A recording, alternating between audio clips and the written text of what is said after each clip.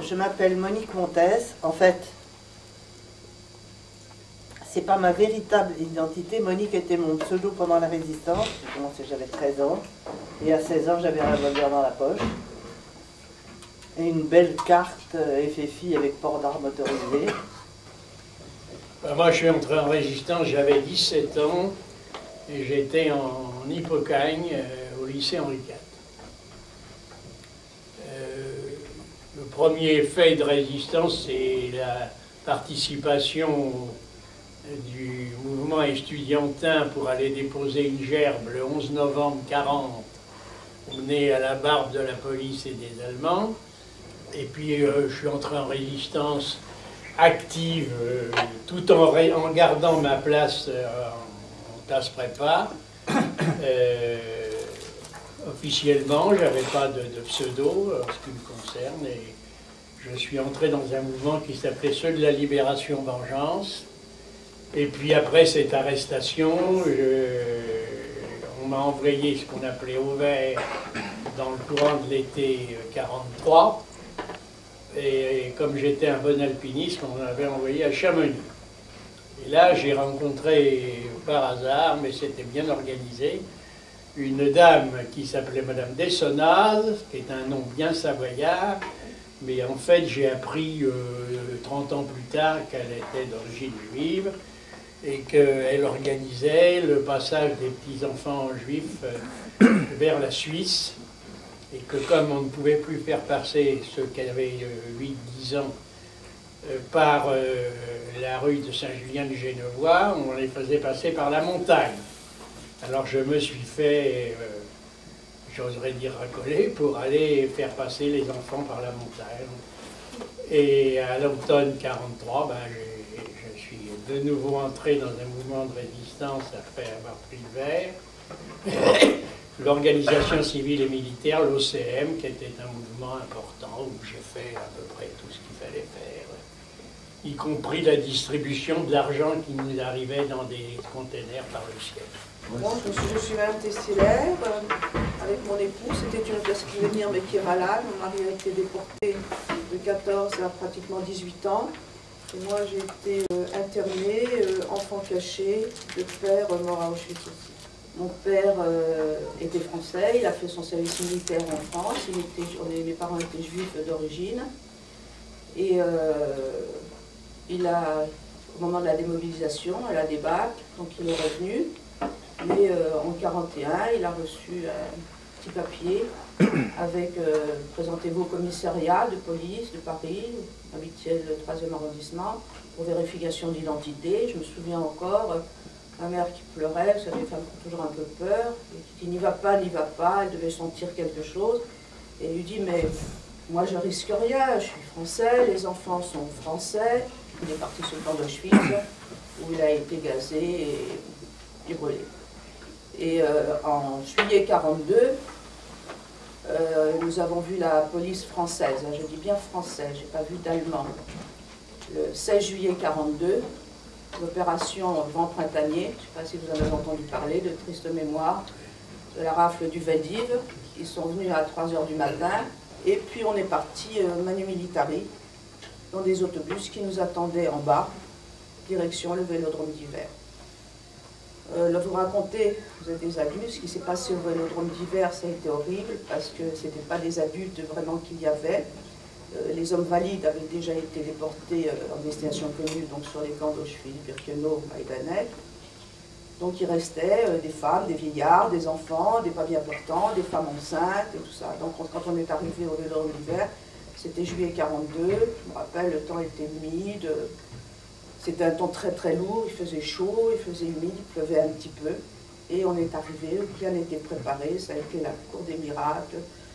Les grabataires sont arrivés, des femmes enceintes, des femmes enfin, qui se mutilaient dans l'espoir de pouvoir être rapatriées sur les hôpitaux et que ça ne servait à rien du tout. Aucune n'a été rapatriée. Donc nous sommes restés dans ce vélodrome d'hiver quelques jours, je ne me souviens plus combien de jours.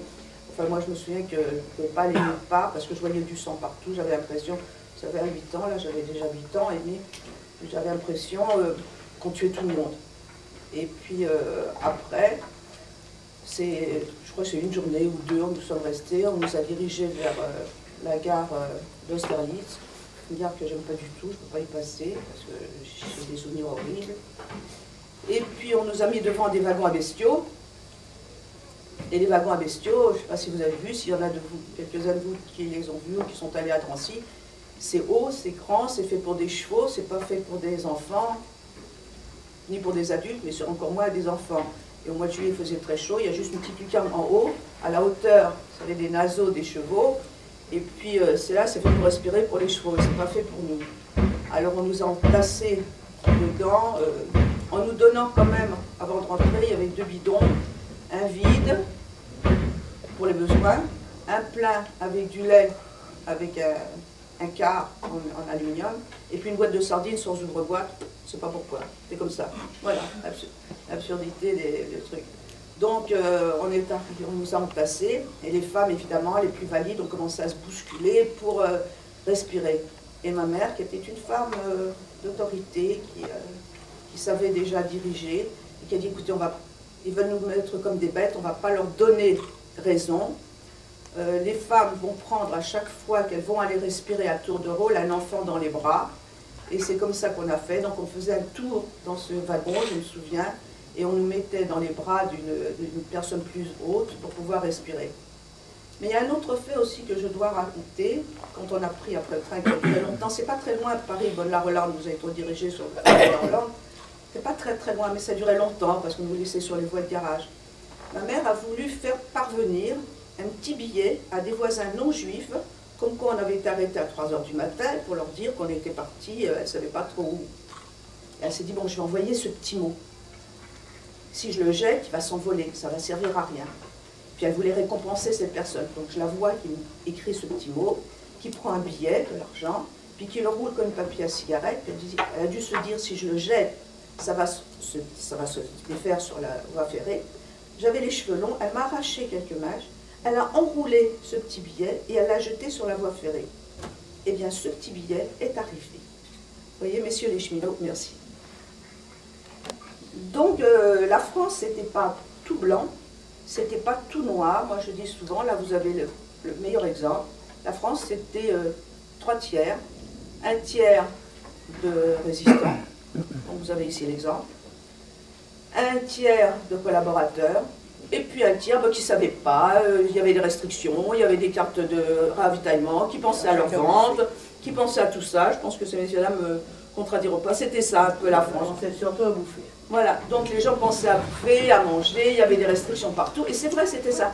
Mais le tiers qui s'est posé la question, pas avant 1942, mais au moment justement où il y a eu cette rafle d'hiver, en voyant ces enfants, parce qu'avant on disait que les gens, on les déportait et qu'ils allaient travailler en Allemagne. Donc, ils ont certainement cru que c'était la vérité. Alors, ce n'était pas ça, mais personne connaissait les chambres à gaz à ce moment-là.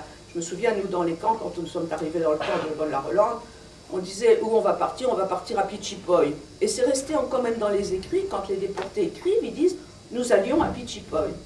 Donc, ça, c'était la France qui n'était pas, qui s'est pris conscience, en fait, qui a pris conscience qu'il fallait faire quelque chose. Et à partir de là, pas oublier que quand même la France est le seul pays d'Europe où il y a eu plus de 100 000 enfants qui ont été sauvés grâce justement à ce que l'on appelle les justes parmi les nations.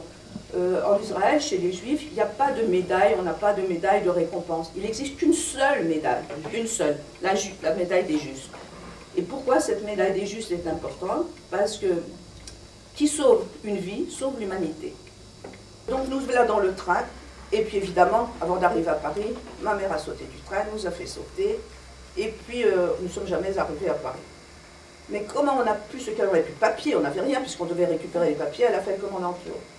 Eh bien, elle connaissait, et encore merci à la France, un réseau de postiers parisiens qui, eux, connaissaient des organisations juives qui, avant la guerre, les enfants ne partaient pas comme vous, dans colonies, dans des centres comme ça.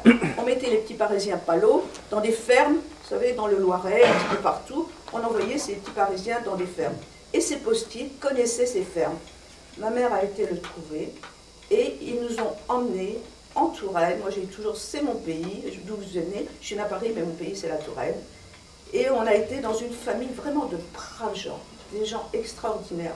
Pour moi, ils étaient âgés, mais enfin, je me suis rendu compte qu'ils étaient jeunes parce qu'ils ont eu leurs enfants après la guerre. Donc, ils devaient avoir 25 ou 30 ans maximum. Maintenant, ça devait être des jeunes mariés. Ce sont des gens qui nous ont cachés, qui m'ont chouchouté, qui m'ont gardé. Et on passait pour leur nièce, ma soeur et moi. Et ma mère passait pour, pas pour ma maman du tout, pour l'Alsacienne. Et les Français, l'Alsace, la Lorraine, c'était connu, c'était formidable. Donc, elle passait pour l'Alsacienne. Elle faisait les gâteaux pour les communions, pour les mariages. Ma soeur et moi, nous allions à l'église, on allait au patronage, je peux vous réciter toute la messe en latin. J'ai fait l'ange dans la crèche. Et vraiment, on a été très, très bien choyés.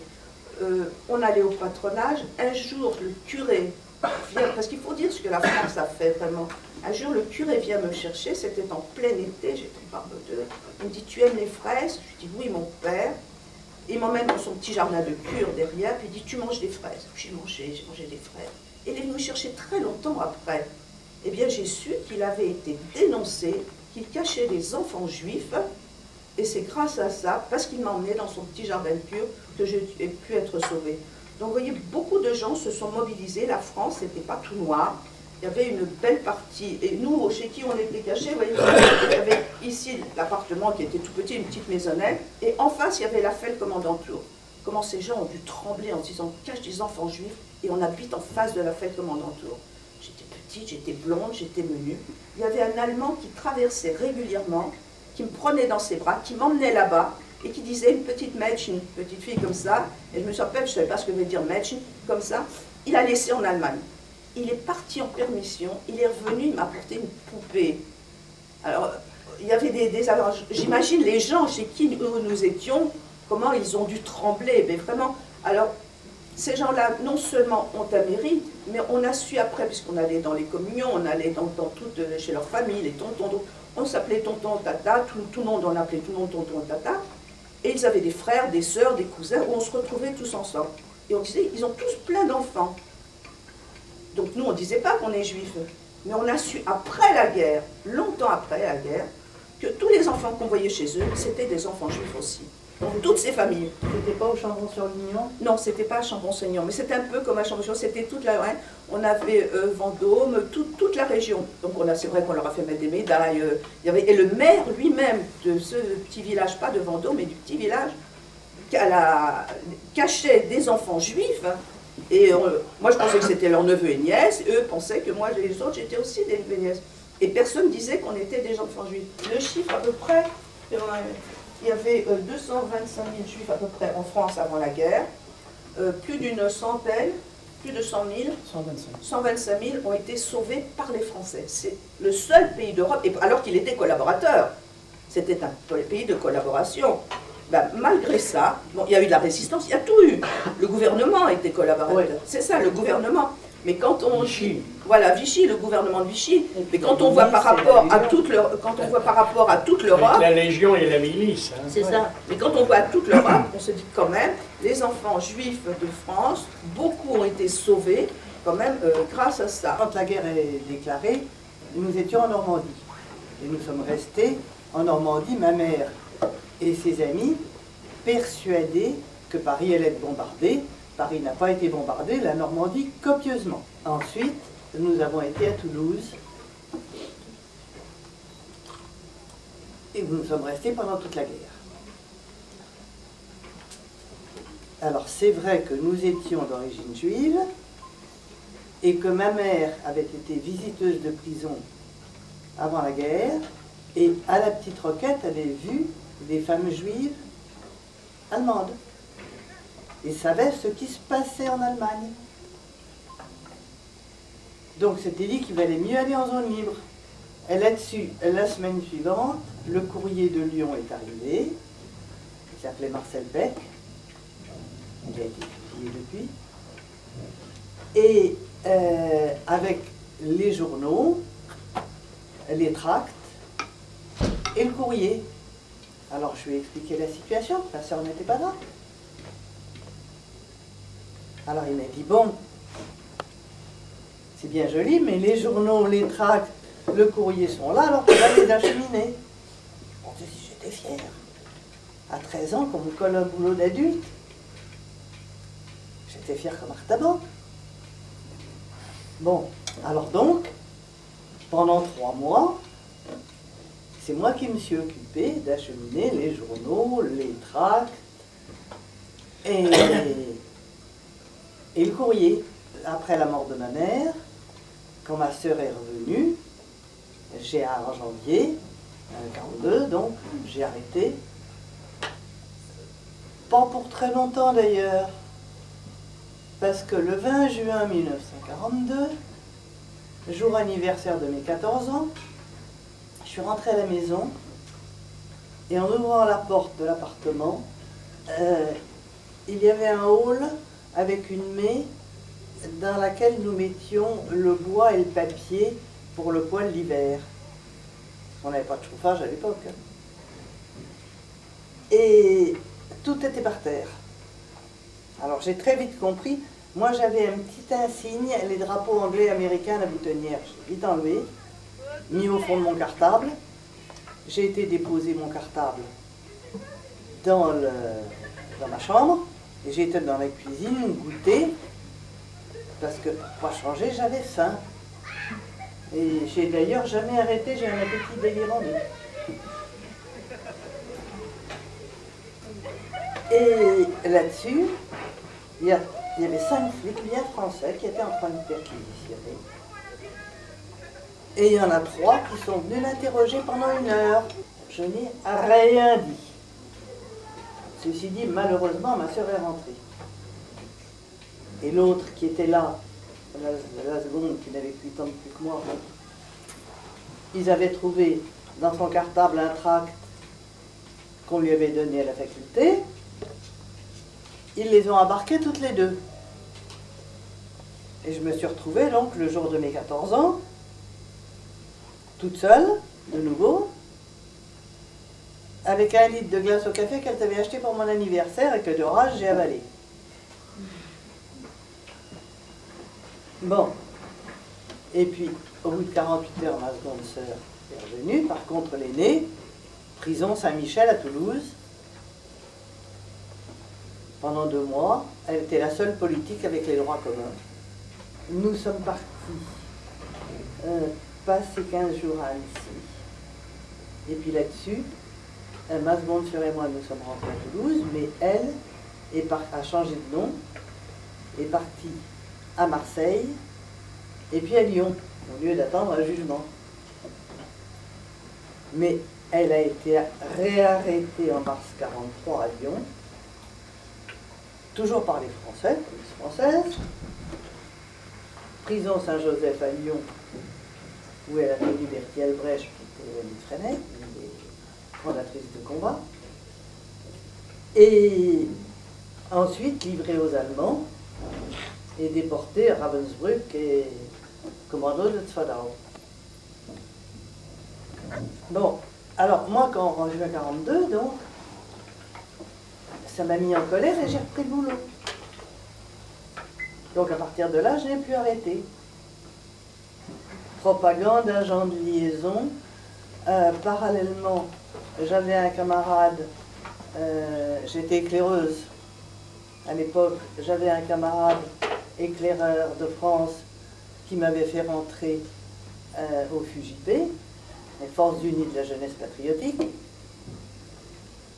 fallait être jeune parce qu'on faisait des trucs assez invraisemblables, du genre lancer de tracts du balcon du cinéma sur les fauteuils d'orchestre, et puis on ressortait les mains dans les poches, comme si rien n'était. En première, j'ai pas pu aller au lycée. Je ne pouvais plus aller au lycée parce que justement nous avions changé de nom. Et je n'y allais que lorsque Patrick Étienne Boer, de son vrai nom, pseudo Patrick, venait à Toulouse où il était planqué chez l'économe du lycée de filles. En fait, j'allais chez l'économe, Patrick me donnait le courrier du comité directeur du mouvement de libération nationale que je ramenais à Ravanel, qui était responsable FFI, la Force française de l'intérieur, pour la région R4. Comment avez-vous ressenti la mort d'Hitler? Comment j'ai ressenti La mort d'Hitler. la mort d'Hitler? Ah ben j'étais ravi. Alors là, ça c'est simple. Mais vous savez que là j'ai perdu. Parce que, si vous voulez, la période de résistance, bon, si ensuite, j'ai eu aussi une aventure qui m'a marquée pendant longtemps. Donc après avoir été propagande, agent de liaison, renseignement, on s'est dit qu'on aurait besoin de secouristes pour la libération. Alors il y avait un gars dans la résistance qui s'appelait Jean Miaille, pseudo Gary, qui m'a appris au jardin des plantes devant la cage aux singes à faire des pansements et des piqûres. Ça, c'était au mois de juin 1944. Et les groupes francs ont fait évader de l'hôpital militaire de la Grave pour faire évader un garçon qui s'appelait Henri Miltard qui devait être fusillé. Ils ont fait évader toute la salle, c'est-à-dire 7 gars. Alors, bon, ça je vous passe les détails. Nous étions 7 femmes dans un garage à les attendre. Ça a été encore une drôle d'histoire. On a réussi à les emmener chacun dans une planque. Peut-on grandir dans la résistance? Peut-on grandir dans la résistance? Regardez-moi, je ne suis pas particulièrement petite. Mais vous voulez dire quoi par grandir? Et j'ai commencé à 13 ans. Au sens moral, tout ça. Comment grandir? Ah ben on prend obligatoirement du poids, hein, parce que il y a Non, des c'est-à-dire difficultés tous les jours. Je peux vous dire qu'il y a une chose, c'est qu'on apprend à se battre et donc on ne se laisse plus faire dans la vie. On prend du poids forcément, hein, parce que au fur et à mesure que vous avez des responsabilités dans un mouvement, on vous fait faire autre chose. Parce Ouais. qu'il faut aussi diversifier les activités. Quand vous avez, Madame Montes parlait du courrier, des journaux clandestins, des tracts, ça c'est un aspect des choses. Bon, il y a eu, pour certains, notamment en zone nord, la cache des aviateurs américains ou canadiens abattus. En zone sud aussi, ça, Bon. j'ai fait beaucoup de progrès en anglais. Bon. Il faut les ravitailler. Il faut les ravitailler. Moi, j'en avais un derrière le Panthéon à Paris, hein, dans une petite rue qui s'appelle la rue La Remillière. Bon, j'en avais toujours un, là. Bon, il fallait tous les 2 jours que j'aille le ravitailler. Ma mère ne le savait pas. Heureusement, mon père le savait. Et il y allait quand moi, je ne pouvais pas y aller parce qu'il y avait ce qu'on appelle des cols dans les classes prépa. Bon, alors, on ne peut pas toujours. Hein, il faudrait attendre les jours de congé, les jours de repos, pour aller faire ce qu'on a à faire pour la résistance. Bon, on avait des professeurs qui étaient résistants, il y en a qui ne l'étaient pas. Mais même ceux qui ne l'étaient pas, ils couvraient. Moi, j'ai eu un professeur éminent qui a été président de la République, que j'aimais beaucoup d'ailleurs, il s'appelait M. Pompidou. Et ben, quand j'allais trouver Georges Pompidou en lui disant je dois aller en col tel jour avec un tel, bon, il comprenait tout de suite qu'on allait faire une mission et il nous changeait la date et l'heure de la colle. Bon. Mais tout ça, c'est prendre des précautions et organiser.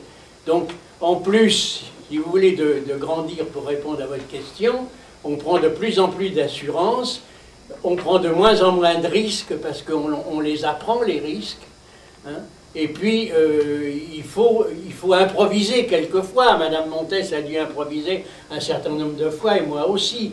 Bon. Et alors, vous aviez ça, vous aviez l'apprentissage pour les garçons du maniement d'armes, et certaines filles, pas toutes. Hein. Ah, moi, je savais très bien monter, démonter et me servir d'un 635. Ma future femme n'a jamais tenu une arme. Par contre, elle fabriquait des plastiques.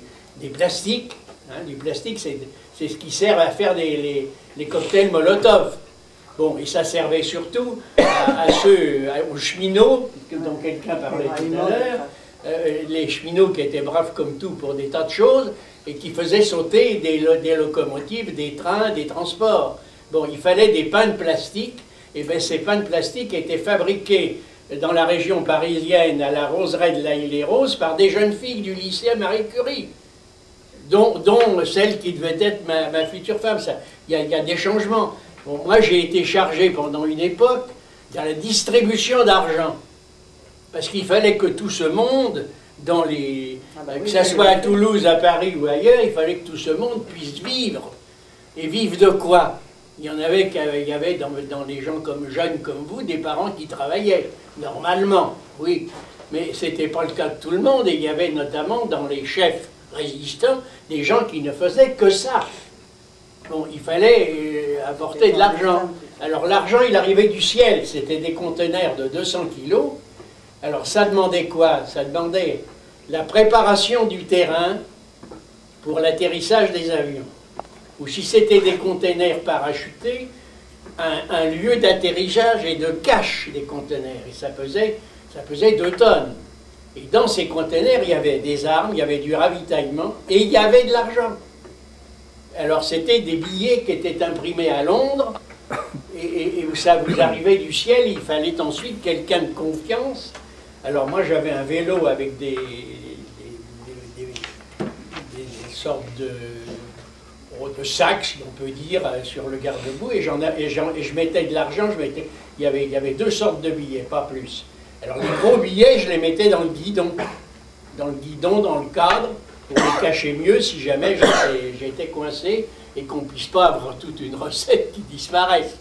Bon, la fois où j'étais à Fresnes, il y avait un réseau de résistance composé de magistrats qui étaient tous d'origine corse. Parodi, Favanelli, Colombani, bon. Et alors, à l'époque de 1943, on ne déportait pas systématiquement encore. On vous arrêtait, on vous mettait en prison. À Paris, c'était la Fresnes, le Cherche-Midi ou autre.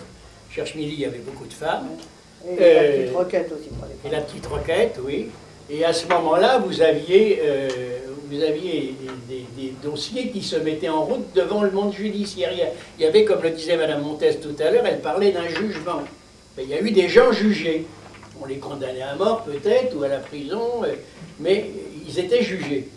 Et bien là, quand un dossier démarrait encore devant la justice française pour être ensuite renvoyé aux Allemands, ce réseau corse du palais de justice de Paris détruisait un dossier sur 10.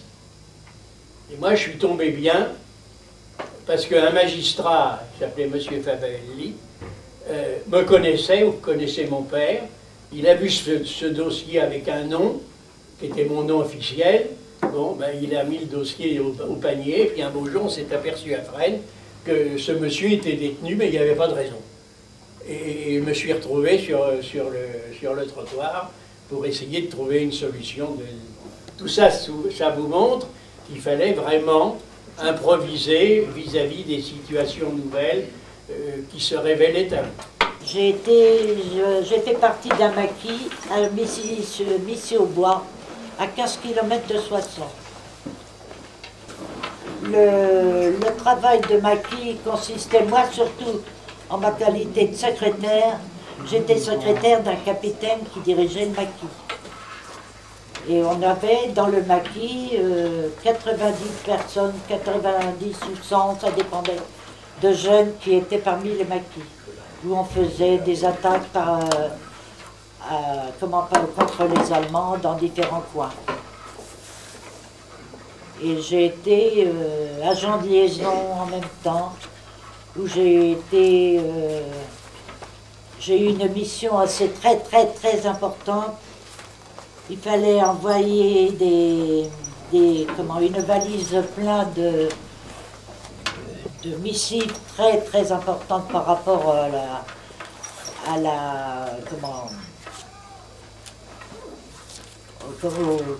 aux différents bureaux. Et il fallait que je sois à Laon, parce que c'était la zone rouge à l'époque. Il fallait avoir un os-ouest pour passer en zone rouge. Et il fallait que j'arrive à passer en zone rouge pour mener ces documents. Et malheureusement, j'ai été arrêtée au pont de Chamignon. Et j'avais fait la route avec 3 Allemands. Je m'amusais à faire la course avec eux pour... je dis, si je m'étais fait arrêter, quand même, j'aurais... Et j'ai été arrêtée, mais eux, ils ont continué leur chemin. Et on m'a demandé des papiers, j'arrivais pas, la peur, sachant ce que j'avais derrière moi dans ma valise, j'avais une telle peur que j'ai perdu pied, je ne trouvais pas mes papiers de ma carte d'identité, je ne pouvais pas donner de renseignements sur ma... Et je me suis mise à pleurer, mais non pas factice, hein, du vrai, les vrais pleurs, tellement j'avais la traque. Et je lui ai dit que j'avais ma mère qui était très malade à Vervins. Il fallait que j'aille à Vervins pour la voir. Et il a eu pitié de moi. Il m'a dit, allez, Raous. J'ai eu des ailes derrière moi. J'ai monté la route de Laon pour aller près de la préfecture, donner ma valise. À 2h pile, j'ai donné ma valise. J'ai même pas vu le visage de la personne qui me l'a prise. Il m'a dit, vous êtes à l'heure, mademoiselle, merci, et je suis repartie. Mais quand je suis revenue, j'aime autant vous dire que ça allait beaucoup mieux. Allez-y. Mais criez plus fort parce que je suis un peu dehors. Vous aviez quoi dans votre valise? J'avais quel âge? Non, tu quoi? Qu'est-ce que tu avais dans Ah, j'en sais rien. Je ne l'ai pas su. Et c'est pour vous donner à tel point qu'il y avait les secrets. 45 ans après, ma chef, Madame Raymond Fiolet, qui dirigeait les maquis, ils ont inauguré une avenue à Soissons, l'avenue Raymond Fiolet, et une école.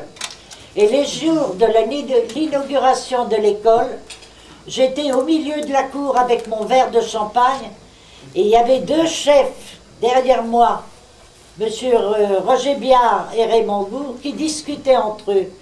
Et Roger Biard dit à Raymond Gour, j'ai donné à Malherty une valise très importante, très secrète, à Malherty, donc mon père. Je ne sais, à l'heure actuelle, je ne sais pas encore, je sais qu'elle est arrivée, mais je ne sais pas encore par qui. Et je me suis retournée vers lui, je lui ai dit, tu cherches qui est-ce qui a porté la valise? Il dit, t'es au courant toi? Ben, j'ai dit, oui, c'est moi. Et il ne le savait pas au bout de 45 ans. Voilà. D'autres questions? Bon, le passant. Un nom difficile à prononcer, et j'étais au maquis de Missy-au-Bois, près de Soissons. Donc je crois que le plus simple, c'est de répondre aux questions qui vous intéressent. Je menais l'activité d'un maquisard. J'étais très jeune, j'étais du dernier dans les simples maquisards. Le maquis de Missy-au-Bois n'a pas existé pendant toute la guerre. Vous avez eu une activité de résistance avant la création du maquis, et ça serait peut-être intéressant que vous expliquiez quand et comment le maquis s'est créé. Ben, le maquis s'est créé par l'intermédiaire. À quel moment? En juin, Après juin 44. en mai 44. Mai-juin 44. Et il a été créé parce que Madame Raymond Fiolet a été arrêtée dans un autre maquis et qu'il fallait absolument avoir d'autres directives parce qu'elle avait perdu pied de toutes ces ramifications. Et elle a récréé, elle a fait appel à d'autres résistants venant du Nord pour recréer un maquis qui s'est créé à Missy-au-Bois. Votre famille, elle savait que vous étiez un résistant? Non, mon père était un immigré italien.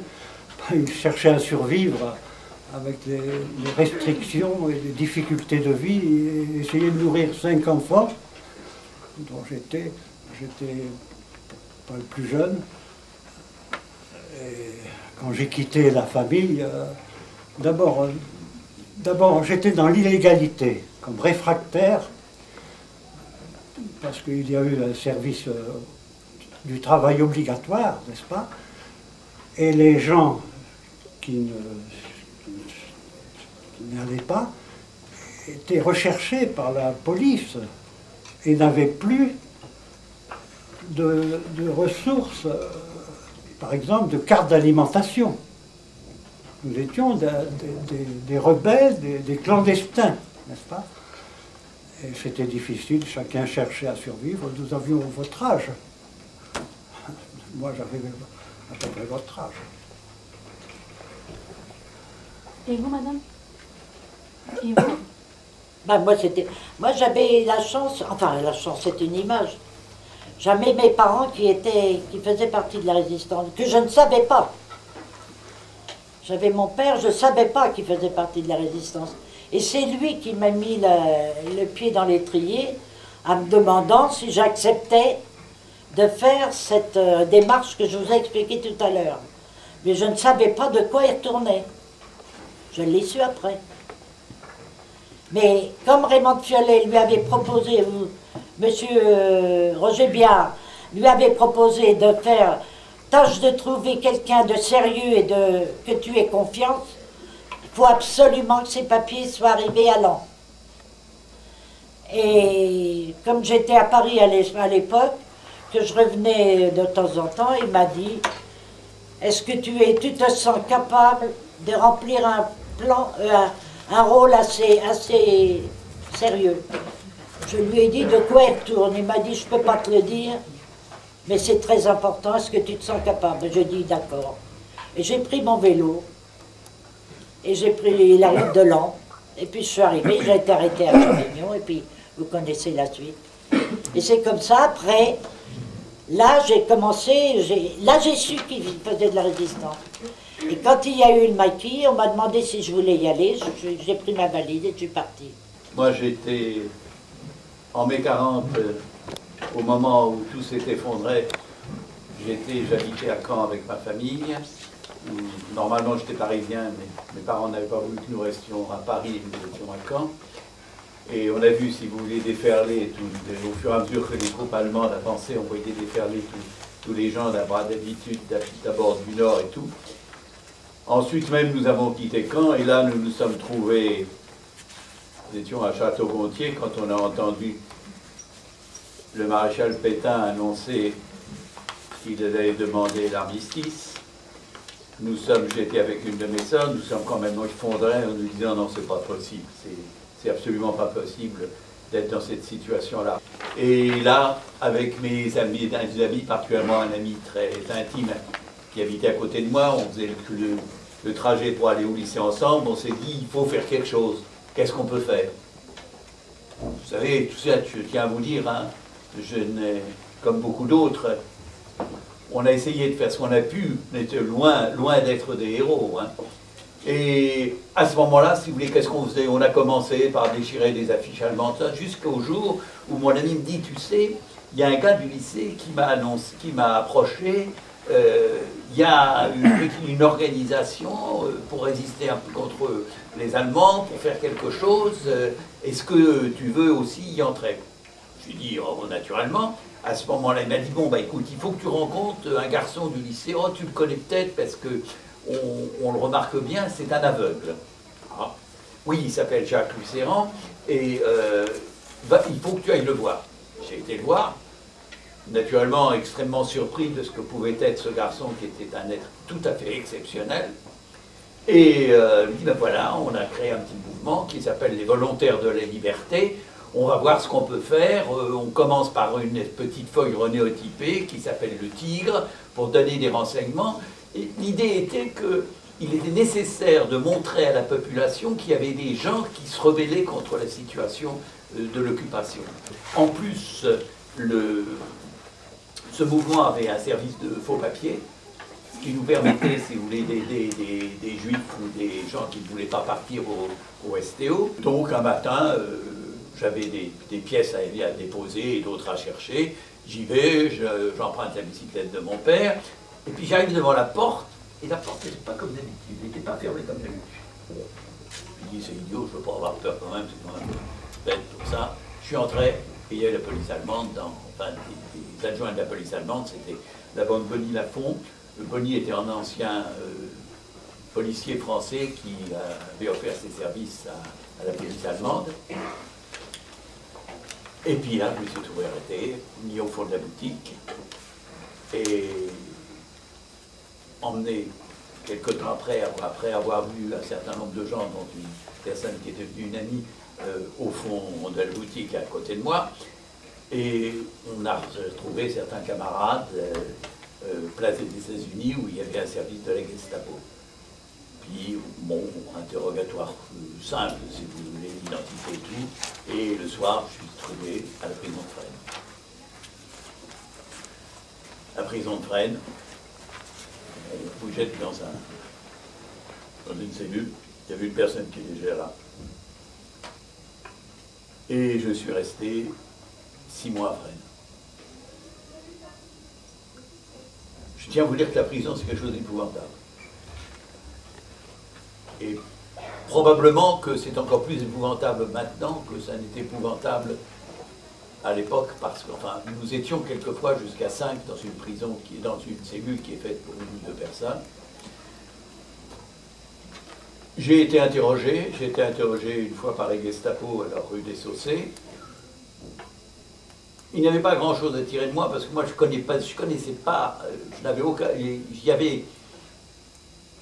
n'avais aucun rapport avec les gens qui étaient vraiment à la tête du mouvement.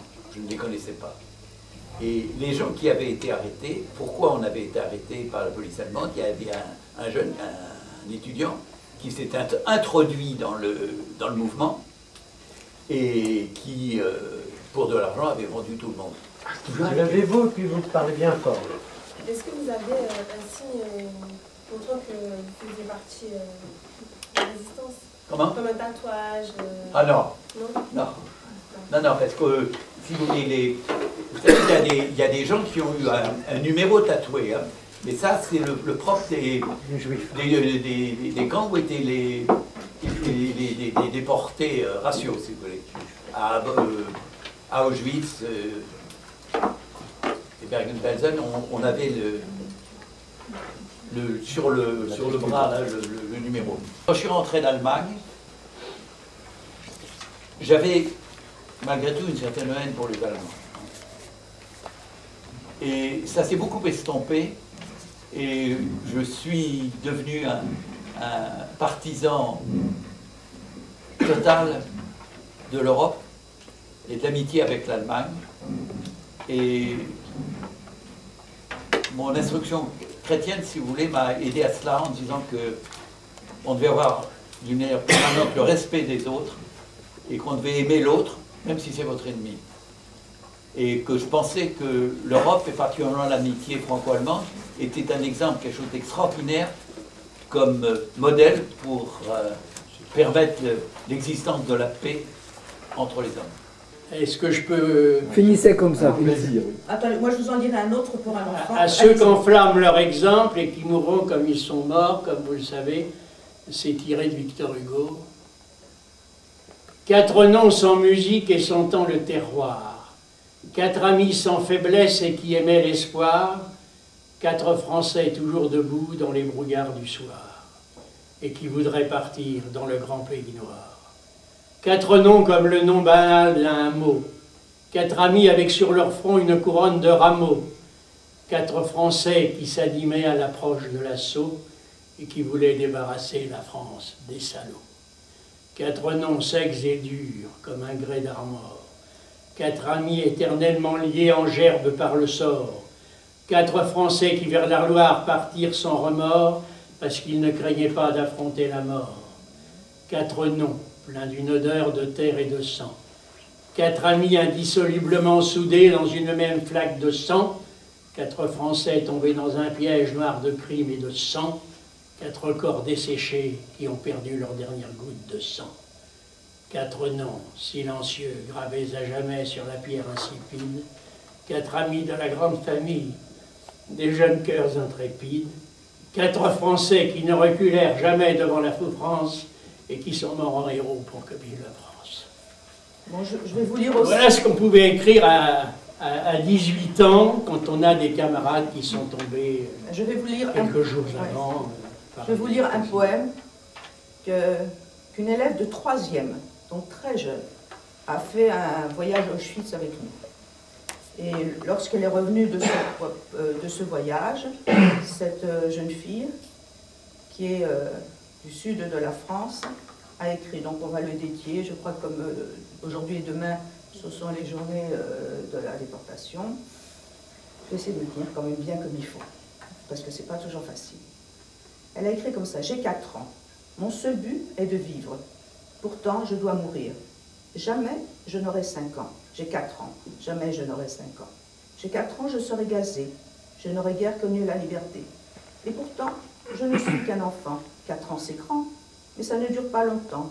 Je voudrais connaître le soleil pour qu'il m'émerveille. Pourquoi la guerre? Pourquoi faire mourir ma terre? Pourquoi avoir tant peur? Pourquoi n'ai-je pas droit au bonheur? Je ne suis qu'un enfant qui un jour aurait aimé être grand. Jamais je ne serai un goéland, seulement un enfant innocent. Demain, je serai gazé. Demain, je serai mort. Mon amour de vivre sera tué. Mon être ne sera qu'un ancien trésor. J'ai seulement 4 ans. Je te dis adieu. Adieu, ma maman. Est-ce qu'après, je serai encore malheureux?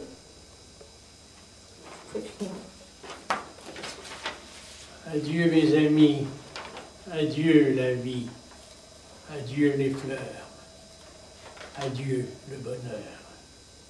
Je suis né, est-ce pour être tué? Vont-ils avouer avoir eu tort lorsque je serai mort? Mon cœur a tant de choses à dire. Pour quelle raison doit-il mourir? Il n'a pas fini de grandir. Mais il a et gardera son sourire. J'ai 4 ans, jamais je n'aurai 5 ans. Mes yeux ont cependant 1000 ans, car ils ont tant vu pour un enfant. Ça y est, tout est terminé. Ma vie vient de s'envoler dans le brouillard et la fumée, dans l'horreur et l'atrocité.